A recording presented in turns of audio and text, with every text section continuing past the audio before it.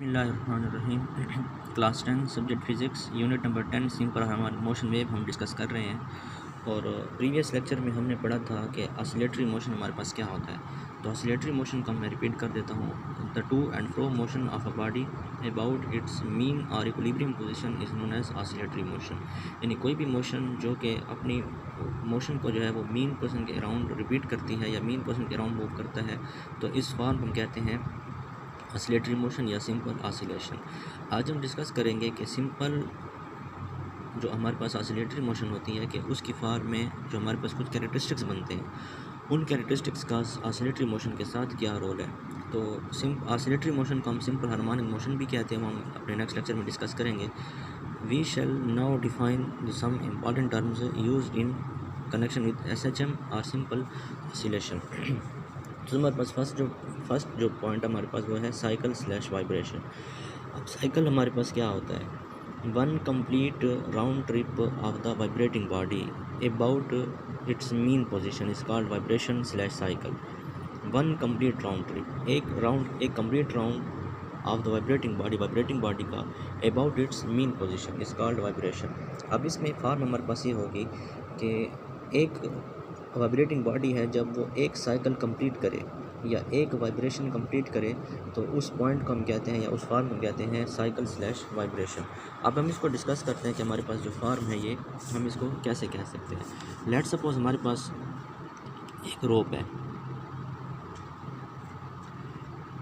ये फॉर्म हमारे पास, कि उसको हमने सपोर्ट दिया है एक रिजिड फॉर्म के साथ। ये हमारे पास कोई वॉल है और ये एक स्ट्रेट फॉर्म में रोप है। जब हम इसे जर्क करते हैं, झटका देते हैं, तो फिर ये जो रोप है ये कंप्लीट इस तरह की मूवमेंट में आ जाती है, लाइक दिस।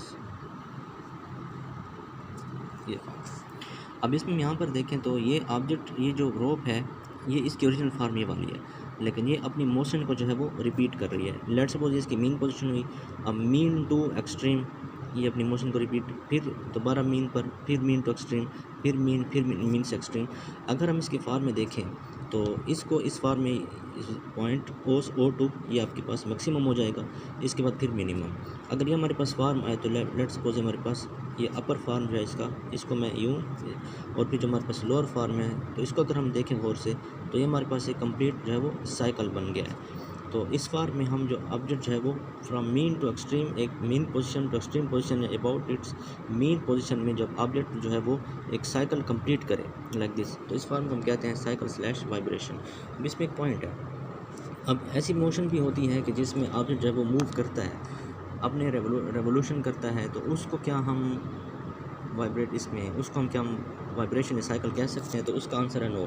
क्यों? क्योंकि अगर जिस तरह हम अर्थ की मोशन लेते हैं अराउंड द सन, तो वो अपने ऑर्बिट में रिवॉल्व करता है, तो उसमें वो कंप्लीट पीरियाडिक मोशन तो है लेकिन वो ऑसिलेटरी मोशन नहीं है। क्यों जी? इसलिए कि वो ऑसिलेटरी मोशन जो है वो मीन पोजीशन के अराउंड जो मूव नहीं कर रहा। तो ये एक फ़र्क है बेसिकली पीरियाडिक मोशन और ऑसिलेटरी मोशन की। पीरियाडिक मोशन वो होती है जो कि एक कंप्लीट राउंड ट्रिप हो, लेकिन उसमें जो उसका फॉर्म हो वो एक ऑर्बिट में मूव करे। लेट्स सपोज हमारे पास एक ऑर्बिट है और उसके अंदर ऑब्जेक्ट जब मूव कर रहा है, let's suppose complete form move कर रहा है, तो फिर इसको हम पीरियाडिक मोशन कह सकते हैं। लेकिन ऑसिलेटरी उसे कहेंगे कि मीन पोजीशन के अराउंड जो ऑब्जेक्ट मूव करे उस फॉर्म को कहते हैं, ये हमारे पास साइकिल स्लैश वाइब्रेशन होगा। तो फिर से हम इसे देख लेते हैं। Once complete round trip of the vibrating body about its mean position is called vibration slash cycle. Vibration is the oscillatory motion of the body that rapid change the direction of the body, जो किसी भी object की direction को change करता है। The vibratory motion और vibrations the particle goes back and fourth over the same path, यानी कि सेम पाथ में जो है ऑब्जेक्ट वो मूव करता है या फिर जाते हैं। अब इसके नेक्स्ट फॉर्म हमारे पास है वो है टाइम पीरियड। अब यहाँ पर देखें तो ये हमारे पास ये कंप्लीट जो है वो साइकिल बन रहे हैं। अगर इस फॉर्म में देखें तो ये हमारे पास एक साइकिल बन रहा है, और इस फॉर्म में नेक्स्ट हम देखें तो यहाँ हमारे पास दूसरा साइकिल बन रहा है। तो टाइम पीरियड क्या होता है? तो इसकी पहले डेफिनेशन देखते हैं।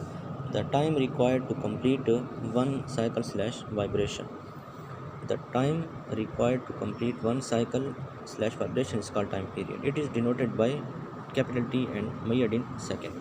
अब इसके फॉर्म में देखें कि कंप्लीट कि एक साइकिल कंप्लीट हो रहा है, यानी एक साइकिल कंप्लीट हुआ। अब ये पॉइंट O टू A, फिर O कॉम्प्लीमेंट, फिर A mean to extreme position, यहाँ पर साइकिल की कंप्लीशन है। अब ये साइकिल यहाँ पर कंप्लीट होगा C1, तो इसको कंप्लीट होने में जितना टाइम लगेगा उसको हम सिंपल कहते हैं टाइम पीरियड। अब टाइम पीरियड को जो डिनोट करते हैं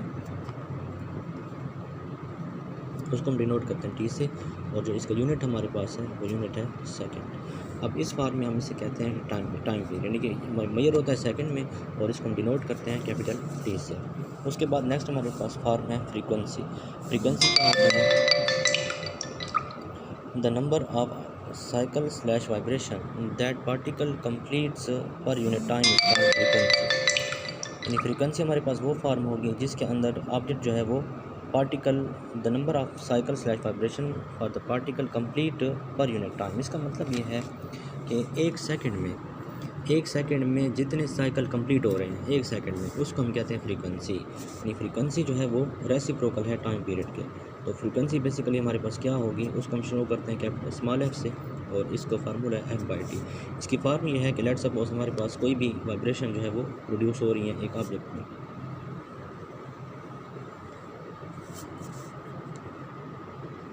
अब ये देखिए हमारे पास ये यहाँ से बनेगा 1 साइकिल, फिर ये हमारे पास बनेगा सेकंड साइकिल, फिर ये हमारे पास बनेगा थर्ड साइकिल।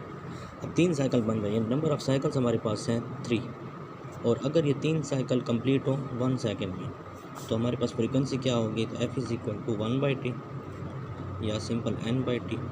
तो ये हमारे पास हो जाएगा 3/1। तो फ्रीक्वेंसी जो हमारे पास होगी वो 3 साइकिल पर सेकंड या फिर हर्ट्ज़। अब इसका मतलब ये है कि एक साइकिल जो है वो जितने टाइम में कंप्लीट हो रहा है, एक सेकंड में जितना कंप्लीट होगा, उस फॉर्म को हम कहेंगे कि हमारे पास फ्रीक्वेंसी होगी। अब यहाँ पर फ्रीक्वेंसी हमारे पास कितनी है, 3 हर्ट्ज़। वाई? बिकॉज जो cycles complete per unit time. इसमें फ़र्क है कि टाइम पीरियड हमारे पास वो होता है कि जिसमें एक साइकिल जितने सेकंड में कंप्लीट हो, जितने टाइम में कंप्लीट हो, लेकिन फ्रीक्वेंसी जो है वो एक सेकंड में जितने साइकिल हो उसको हम फ्रीक्वेंसी कहते हैं। तो नेक्स्ट इसको हम डिनोट करते हैं, डिनोटेड बाय स्मॉल एफ, और इसका जो यूनिट हमारे पास है यूनिट ऑफ द साइकिल पर सेकंड भी कहते हैं, या सिंपल हम इसको हर्ट्ज़ भी कहते हैं। नेक्स्ट हमारे पास है कि relation between time period and frequency. अभी मैंने डिस्कस कर लिया कि टाइम पीरियड जो है वो रेसिप्रोकल ऑफ फ्रीक्वेंसी है। Relation between time period and frequency, the time period and frequency are reciprocal to each other, तो t = 1/f। डिस्प्लेसमेंट हमारे पास क्या होता है, the distance of the vibrating body, the distance of the oscillating body from the mean position।